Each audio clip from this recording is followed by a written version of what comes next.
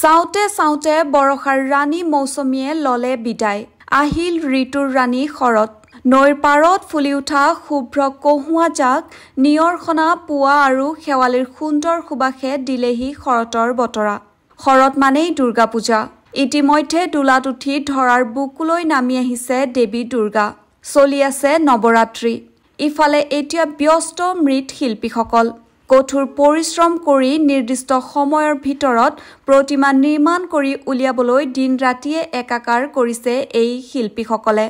সুন্দৰ ৰূপত প্ৰতিমা নিৰ্মাণ কৰিবলৈ কোনো ক্ৰুটি ৰাখিব বিচৰা নাই মৃৎ শিল্পীসকলে উল্লেখ্য যে ৰঙাপ্ৰা অঞ্চলকে ধৰি একাংশ চাহ বাগিচাত প্ৰত্যেক বছৰে প্ৰায় শতাধিক দুৰ্গা পূজা অনুষ্ঠিত হয় ৰঙাপ্ৰা ঢেকিয়াজুলি বাছ আস্থানৰ সমীপত থকা ৰাহুল ষ্ট'ৰ নামৰ শিল্পালয়খনৰ স্বত্বাধিকাৰী বাবুল পালে এইবেলি 20টা দুৰ্গাৰ প্ৰতিমা নিৰ্মাণ কৰিছে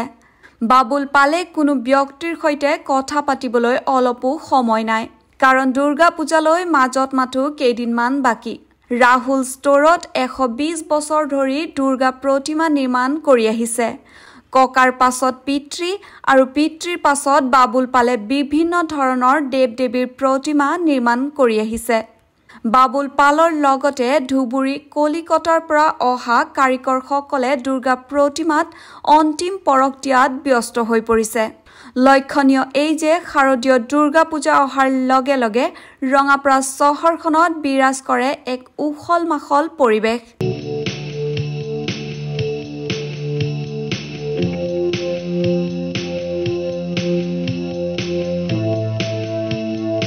মই 20টা মূৰ্তি বনাইছো মোৰ নাম বাবুল পাল মোৰ পৰা ইয়াৰ মোৰ দোকানৰ পৰা বৰজুলি ফুলগুৰি তাৰাজুলি